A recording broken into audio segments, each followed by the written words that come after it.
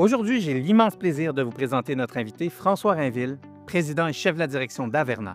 Sous sa direction, Averna s'est développée sur 11 marchés étrangers où elle a offert des solutions de pointe à des entreprises du secteur ou de l'aéronautique, de l'automobile, de la défense, des télécommunications et des sciences de la vie qui ont ainsi pu améliorer leurs produits, en accélérer la commercialisation et protéger leurs marques.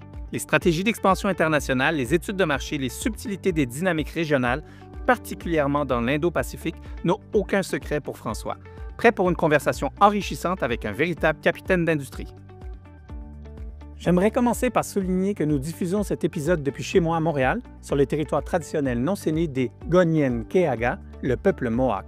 Nous tenons à prendre le temps d'honorer nos communautés autochtones où que nous soyons et nous rappeler notre dette commune envers les premiers peuples du Canada. Donc, François, pour commencer, merci d'avoir accepté d'être avec nous aujourd'hui. Moi, je suis toujours curieux, je veux toujours connaître les coulisses, je veux savoir les détails. Raconte-nous un peu l'histoire d'Averna, puis surtout ton parcours professionnel, parce que toi, tu es, rentré dans l'entreprise et tu es devenu président et chef de la direction. Donc, je suis curieux, là. Ouais, ben écoute, personnellement, si je commence, sur le cheminement, moi, je suis un entrepreneur en techno.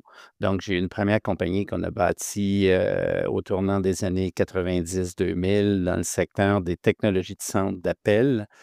Histoire courte, on a monté la compagnie avec 3 entrepreneurs de petite histoire, donc de petite entreprise qui est devenue grande. On a vendu à Bell Canada en 2004. Donc, on a connu le tournant des années 2000. On a connu ce qui s'est passé à New York aussi avec les tours du World Trade Center. Donc, il y a eu des périodes où on a dû vivre des défis intéressants, là.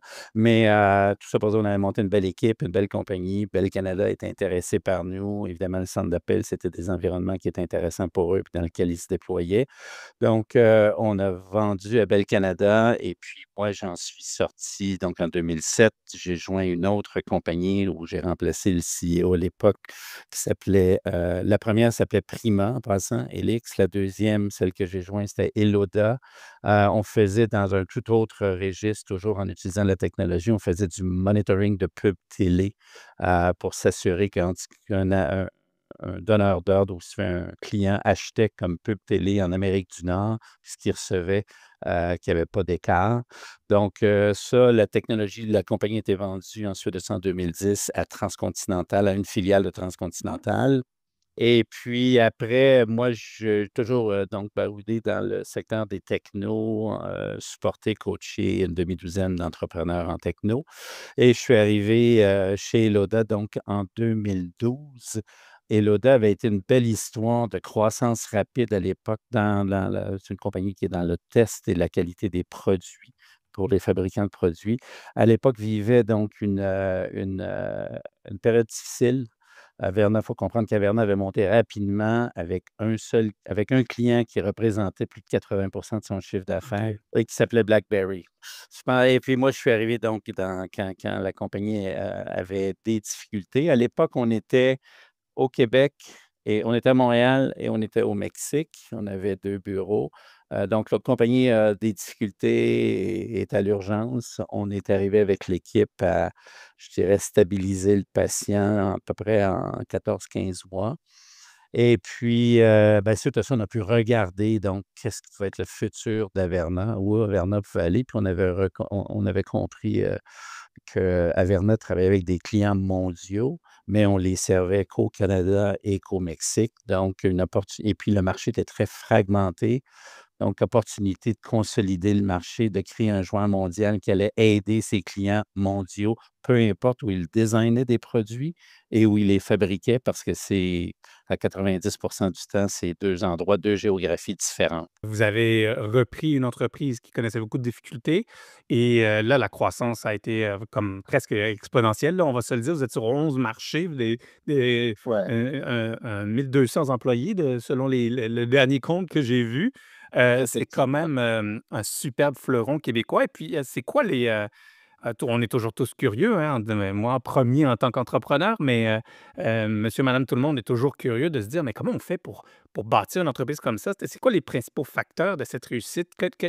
Comment vous avez adapté votre rôle de leadership pour passer d'un canard boiteux en quelques tu sais, pas sans manque de respect, mais pour devenir un Usain Bolt de la technologie. Ben, c'est pas quelque chose qui se fait, rapidement, là. Tu il faut bâtir sur des principes qui sont solides, il faut bâtir et il faut livrer ce qu'on dit qu'on va livrer. Il faut, avoir une vue, qui est très pragmatique de ce qui se passe. Moi, je pense j'ai une expression souvent, que j'utilise, puis les gens ici vont si vous leur demandez quelles sont les 2 3 expressions que j'ai, il y en a une qui est, «We put the fish on the table», puis on parle du poisson. OK. Ça sent pas bon un poisson, il y a quelque chose qui va pas. Adressons le problème, de façon, constructive, de façon réaliste, sans se conter d'histoire. C'est ce qu'on a fait dans les premières années. Puis un des grands problèmes des défis d'Averna à l'époque, premièrement, on vendait pas de la valeur, on n'arrivait pas à faire ressortir notre valeur, on faisait un peu tout pour tout le monde. En ce temps-là, tu fais pas grand-chose C'est pour peu de risqué, point. ouais. Donc, on s'est appliqué beaucoup à comprendre qui on était, où est-ce qu'on était différent, sur quel marché on devait se focuser. J'avais mon coach, mon mentor depuis toujours qui me disait: «François, customer selection», la sélection des clients. Donc, sélectionner tous les clients ne sont pas bons pour toi et vice versa. Donc, une fois qu'on a vraiment travaillé sur qui on était, qu'est-ce qu'on voulait être, avec l'équipe, comprendre avec l'équipe où est-ce qu'on pouvait aller, c'est là qu'on a, identifié des segments de marché où on pouvait, être, différenciés, puis autant sur des niveaux sur des géographies que sur des segments de marché comme là, j'ai beaucoup d'anglicismes là, Ah, mais c'est normal, écoute, un monde mondialisé, comme on dit, le consumer electronics, med device, l'automobile transport, mmh. le monde industriel. Donc, on s'est focusé sur des segments de marché. Puis on a aussi compris que le Canada et le Mexique, c'était pas des marchés porteurs pour nous parce que c'était pas des marchés qui payaient pour la valeur de ce qu'on amenait. Donc, on a, fait un plan où on a identifié des régions où, les fabricants de produits allaient vraiment valoriser ce qu'on faisait, puis des territoires où on allait livrer, d'où on allait faire le travail. Et puis, nos actionnaires de l'époque ont encouragé aussi, ont mis des moyens pour qu'on puisse partir sur une, vague de à la f on voulait faire à la fois de la croissance organique, mais également la croissance par acquisition. Fait qu'on a fait une première vague, d'acquisition en 2015-2016 qui nous a positionnés aux États-Unis sur les 2 côtes, Californie et la Caroline du Nord. On en a fait, une en Europe également qui nous couvrait le centre de l'Europe et on a commencé comme ça. Mais c'est super intéressant parce que justement, je voulais commencer à parler d'exportation parce que, à mes yeux, Averna, c'est une superbe exemple d'une entreprise canadienne, québécoise, qui, fait surtout affaire à l'étranger, mais qui reste ici. Voilà. Bien souvent, on croit qu'une entreprise doit être très forte sur son marché local et puis ensuite exporter, son talent, son savoir-faire. Mais là, c'est une démonstration qu'il y a des différents modèles. Je l'ai dit tout à l'heure, vous êtes sur 11 marchés. Tu as répondu à une de mes questions qui était comment cibler vraiment quel marché, quel produit, quel service. Mais je vais soulever un point que tu as dit qui est vraiment intéressant. C'est, si je me rappelle bien de l'expression, le customer selection, donc choisir son client. Puis moi, à un moment donné, j'avais écrit une chronique et puis j'avais dit que le client n'avait pas toujours raison, puis que tu pouvais mettre dehors ton client, en quelque sorte. Absolument. Écoute, tout à fait. Puis, si je peux imager ça, tu vois, après les 3 premières acquisitions qu'on a fait, en Europe et les 2 aux États-Unis, Averna faisait à peu près, 40 millions US de chiffre d'affaires avec 1 200 clients. Aujourd'hui, notre fin d'année, fin mars, on va faire, 160 millions US avec 200 clients. Oh, on aime ces clients-là. Ouais. Ben, c'est ça. Puis, il y avait une question de définition aussi. Au début, Averna se définissait sur une technologie. Donc, je faisais du test pour les produits qui intégraient des composantes de communication, de RF. Notre plan est devenu de dire: «Moi, je veux pas être l'expert, du marteau, je vais être le contracteur. Moi, je vais prendre en charge la fonction test pour mes clients». Donc dans nos acquisitions, à la fois territoriales, à la fois les régions, on a aussi été chercher de la capacité puis des compétences dans des secteurs technologiques qui étaient complémentaires aux nôtres. Ce qui fait qu'aujourd'hui, pour l'ensemble de mes clients, je suis capable de dire: «Ben, moi, je vais prendre la fonction test, de ton produit d'un bout à l'autre». Je travaille avec l'équipe de design de produits, on va identifier des zones de test d'air, puis quand le produit aura le feu vert pour passer en production. Je vais également être sur la ligne de production avec des robots, avec des technologies qui vont permettre de tester ton produit sur la ligne de production. Donc, OK. on s'est élevé de cette façon-là aussi, Nicolas. Et puis, pour qu'on comprenne bien, donc disons que je suis un manufacturier de téléphones cellulaires, en Indonésie et je veux m'assurer que les 700 composantes qui sont dans mon téléphone, respectent les règles, fonctionnent bien, peu importe là les règles à suivre dans cette industrie-là. Je vous appelle et vous arrivez comme un médecin généraliste et puis quand vous avez besoin d'un spécialiste de l'antenne là, vous avez le pro. Quand vous avez besoin de quelqu'un pour l'écran, la dureté de l'écran, vous avez le pro. C'est ça? Absolument. Chez nous, il y a des ingénieurs électriques, mécaniques, en automatisation, en logiciel, en optique, en vision. J'ai ces compétences-là distribuées à travers les 20 bureaux, les 11 régions. Et quand un client comme ça nous appelle, on va avoir un projet où le client peut être a fait son siège social, son équipe de design est en Californie, mais on va leader le projet de la Californie, mais avec des ingénieurs qui peuvent être un petit peu partout dans le monde, qui vont travailler autour de ce projet-là, ensemble. D'accord. Et donc, 11 marchés, 20 bureaux à travers le monde, 1 200 employés dans une industrie, entre guillemets, «la grande famille des technologies». Ça avance à vitesse, grand V, hein, grand W, là, tellement ça va vite. Comment vous faites pour, un peu repérer les nouveaux débouchés, les nouvelles tendances? Je ne sais pas si, disons, les chips pour, les microprocesseurs pour l'intelligence artificielle, ça évolue là, à n'en plus finir. Est-ce que vous devez suivre la parade? Ben, j'imagine que vous suivez la parade aussi? Il y a plusieurs parades qu'on suit. On identifie, comme je te disais, on est très pragmatique, très discipliné par rapport à ça. Peut-être que l'exemple le plus important, c'est que le monde de l'automobile puis du transport, on a failli le laisser aller il y a 7 ans quand on a identifié les segments de marché parce que c'était devenu une commodité. La conduite automobile, autonome, l'électrification des transports, tout ça a amené une panoplie de nouvelles technologies qui sont venues s'insérer dans le design de la fabrication des, voitures et là, il y avait pas de compétences. C'était nouveau, on bâtissait ça. Donc, on est resté dans ce marché-là, mais on s'est focusé sur les technologies, sur les joueurs qui fournissaient des composantes qui avaient besoin de justement de tester des nouvelles façons, puis des nouveaux radars, des nouvelles technologies qui vont dans la voiture, des nouvelles caméras. Donc, on est beaucoup dans ce secteur-là. Au Québec, entre autres, on travaille avec Flow, qui est un joueur qui est un gros joueur on a 3 clients au Canada, dont Flow, qui ont compris qu'il y avait une course pour, sortir les produits, pour amener des produits au marché de qualité. Eux, ils ont compris, puis avec eux, on fait un bon bout de chemin comme partenaire de test, là. Très belle entreprise, c'est une entreprise québécoise Ouais, spécialisée pour les bornes électriques. c'est Donc, ça. ils sont en train de développer beaucoup, beaucoup le réseau, notamment aux États-Unis.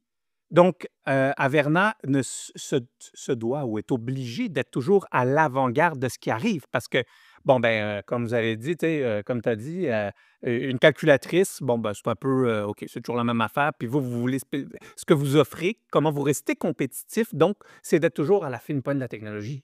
Absolument.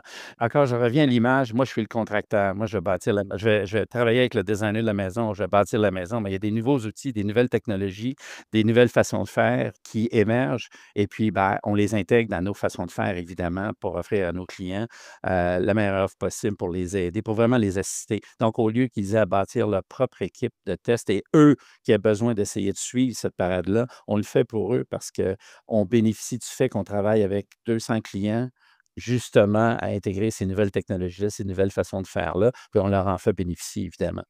Et puis, qui dit nouveau marché, je le vois, moi-même dans mon entreprise, chaque nouveau marché, c'est comme recommencer presque à zéro en quelque sorte. Dans la technologie, c'est peut-être, entre guillemets, «un peu moins», mais c'est clair que, il y a des défis. C'est quoi les défis que tu as fait face avec l'entreprise que tu as rencontrés là, dans ces nouveaux marchés-là? Notre croissance sur les territoires s'est faite par acquisition. Donc, avec des équipes qui étaient déjà en place, ça a été plus un défi d'intégration culturelle, d'intégration de gens de tout en fait, la première chose, c'est de cibler les bonnes compagnies, les bons groupes avec qui partageaient les mêmes valeurs, puis avec des entrepreneurs qui voulaient continuer avec nous. Donc, un des critères d'acquisition, si tu veux, des joueurs pour nous installer sur les différents territoires, ça a été d'identifier les bons leaders puis de s'assurer qu'eux, ils étaient à la même place que nous.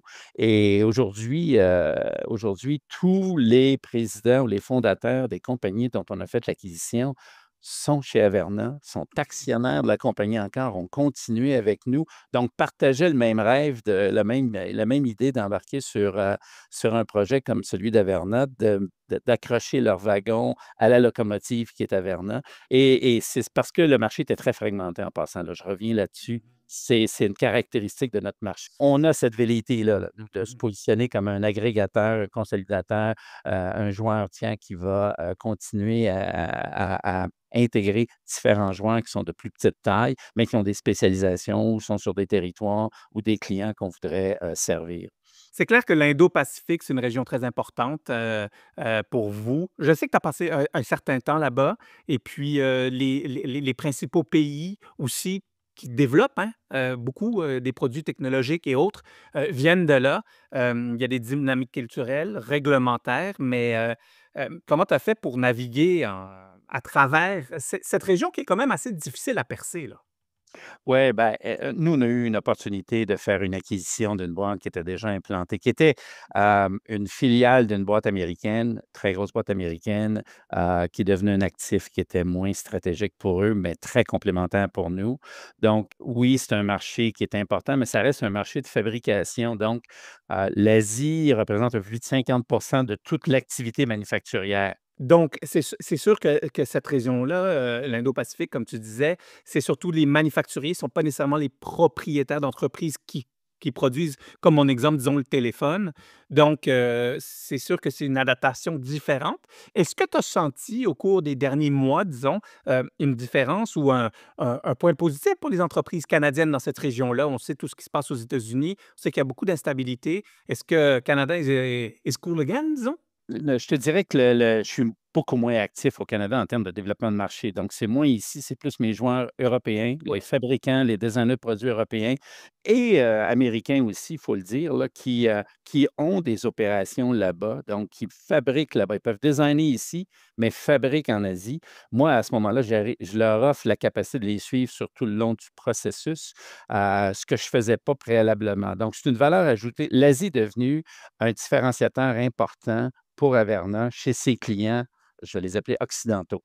En étant là-bas et ça me donne aussi accès à de la capacité pour assembler des stations, bâtir des stations. Il y a une belle, il y a des compétences d'ingénierie extraordinaires là-bas également.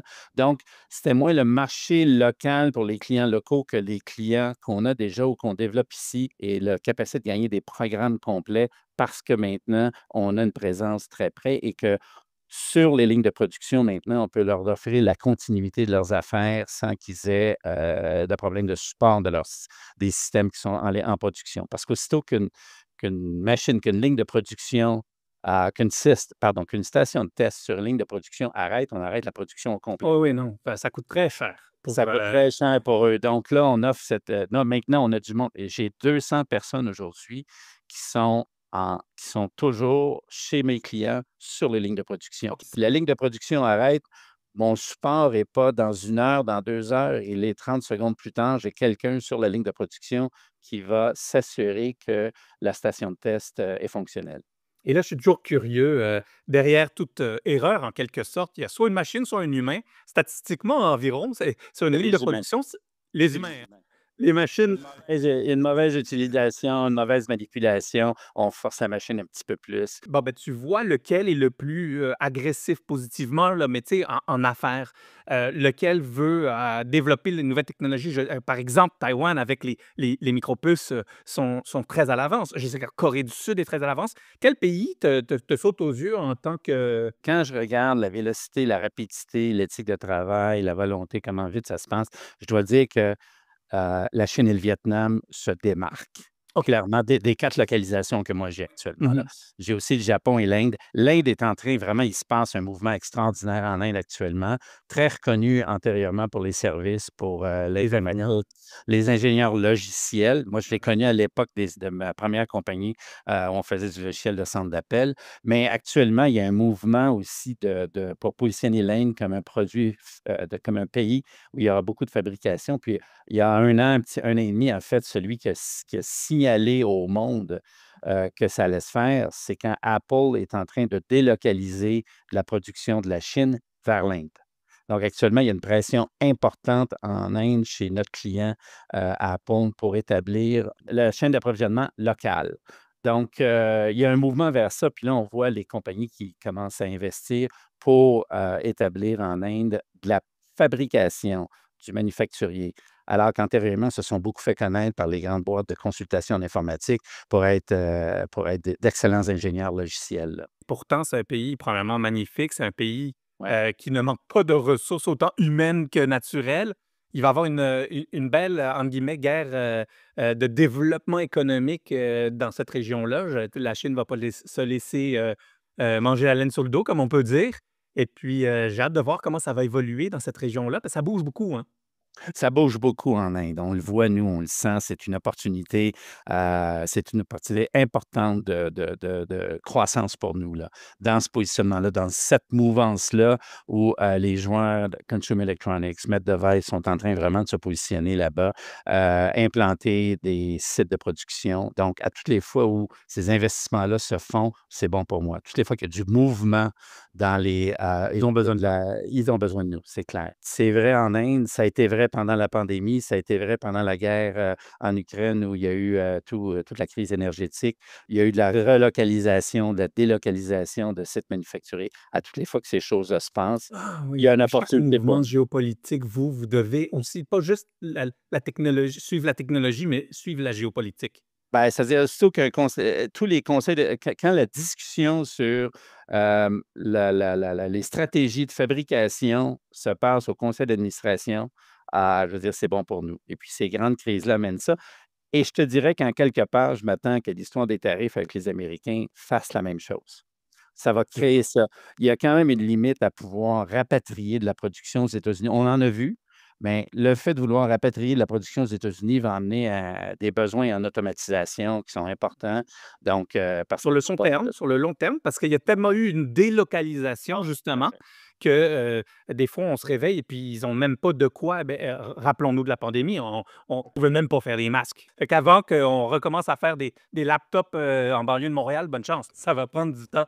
J'ai envie de parler des enjeux environnementaux, sociaux et gouvernance qu'on appelle ESG. Et puis je sais que bon, Averna intègre cette stratégie-là, dans ses activités. Et puis, comment vous faites pour, manier les 2 côtés en quelque sorte? Dans le sens, un développement, rapide, suivre les clients, puis en même temps avoir cette conscience environnementale, sociale et de gouvernance. Ben, écoute, premièrement, on est dans cette mouvance-là. Tu as peut-être vu notre rapport, celui qu'on a produit, en septembre passé là, pour nos actionnaires, pour nous. Que Chez nous, il y a un groupe, il y a un leadership de ce groupe-là et il y a une représentation dans chacun de nos bureaux. Je te dirais que premièrement, pour nous, c'est important. D'une part, c'est des valeurs auxquelles plusieurs des valeurs qu'on adhère évidemment au niveau social, au niveau environnemental, au niveau de la gouvernance. On était déjà une société qui était très bien structurée au niveau de la gouvernance, globale, mais et ça a été très fédérateur pour nos employés aussi, là. Eux sont embarqués là-dedans. Puis ce qui est intéressant, c'est que tout le monde, toutes les régions n'ont pas nécessairement adhéré à la même vitesse. Donc aujourd'hui, on a beaucoup exactement. appris des Européens, de nos bureaux européens, qui étaient déjà dans cette mouvance-là, qui étaient déjà engagés là. Et il y a beaucoup de pratiques qu'on a rapatriées ici. En Europe, on a beaucoup bénéficié. Puis c'est vraiment une conscience qui est globale chez Averna actuellement à travers nos bureaux, là. Et puis, vous avez quand même une certaine une vraie responsabilité parce que, bon, tout ce qui touche les enjeux environnementaux, sociaux et gouvernance, encore une fois, ne sont pas, rendus à la même étape, peu importe la région du monde. Et donc, ça représente aussi tout un défi et on sous-estime, je crois, la difficulté ou, comment je pourrais dire, la réalité qu'on doive, en quelque sorte, imposer une nouvelle manière de vivre, en quelque sorte, dans certaines régions où on débarque. Puis, il faut avoir cette discussion-là. Oui, ben écoute, j'ai jamais eu de résistance à travers tous les pays. Il y a pas de résistance à en parler. Je pense que les gens sont engagés là-dedans. Maintenant, sur l'échelle de maturité puis de pragmatisme, c'est là où il faut adapter parce qu'aujourd'hui, le supply chain indien, sera pas au même niveau que mais il y a des choses fondamentales, dans le sens qu'on va s'assurer qu'il y a pas d'enfants de 10 ans qui travaillent pour nos fournisseurs, pour nos clients, donc il y a des choses fondamentales qui sont non négociables. Il y en a d'autres qui, elles, vont évoluer au fur et à mesure que chacun des pays va permettre si je pense à du compostage ou du recyclage, les pays ne sont pas prêts pour ça nécessairement.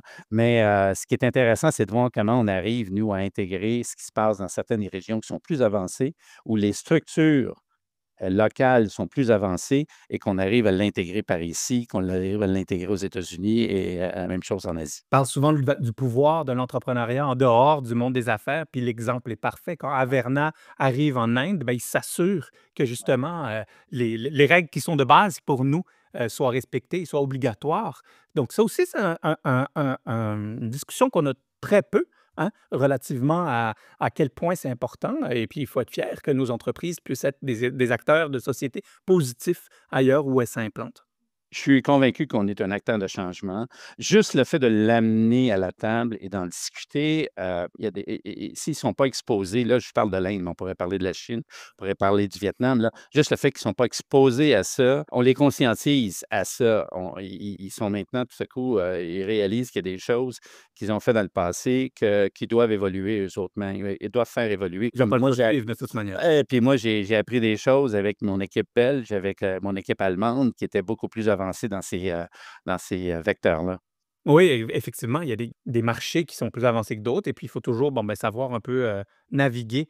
Écoute, pour conclure, j'ai envie de parler de quand même, d'innovation parce que je sais que c'est extrêmement important, dans votre, c'est dans votre ADN, c'est dans votre sang, comme on pourrait dire. Et puis, c'est quoi les prochains objectifs, là, en matière de croissance et d'innovation pour Averna? Ben, en fait, il y a 2 choses. Il y a d'autres territoires je veux dire, à conquérir, là, si tu veux. Il y a autant en Europe, qu'en Asie, il y a des géographies sur lesquelles on doit se positionner. La deuxième chose, c'est, élargir les segments de marché. On est en train d'identifier des nouveaux segments de marché où on peut arriver avec notre offre et vraiment aller offrir à des grands joueurs, que ce soit dans le monde du semi-conducteur, dans le monde, aéronautique. Il y a beaucoup de choses, beaucoup de segments de marché où on n'est pas encore. Donc pour nous, la croissance va arriver de ces 2 vecteurs-là. Donc segment de marché, géographie principalement. Puis après ça, ben, on continue à intégrer les nouvelles technologies, que ce soit l'intelligence artificielle qui est en train de trouver sa place dans certaines applications. Évidemment, ce n'est pas une technologie qui s'applique partout pour nous, mais dans quelques-unes des applications, notamment au niveau de tout ce qui est inspection visuelle.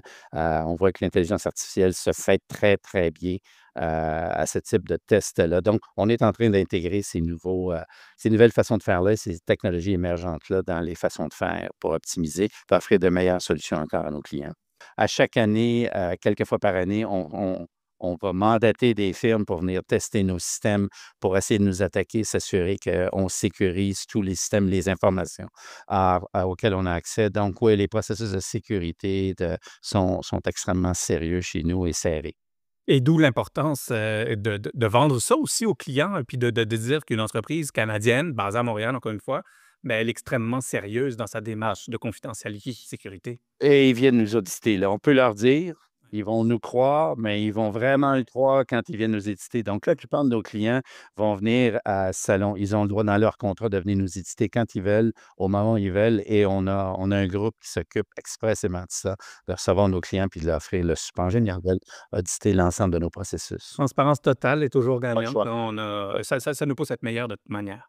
Pour conclure, dernière petite question, c'est clair que tu as des conseils avec toute ton expérience à donner aux exportateurs canadiens, notamment sur la demande sur le marché ou pour planifier leur expansion. Ce serait quoi tes meilleurs conseils en quelque sorte, là, ton top 3 conseils? Ah ben, la 1re chose, c'est faites-le, là, je l'ai dit. Moi, j'ai été toute ma vie dans le secteur des technologies de l'information ici au Québec et je vois encore trop de joueurs se battre localement sur un petit marché de 8 millions d'habitants. Je veux dire, c'est vraiment un marché tellement restreint.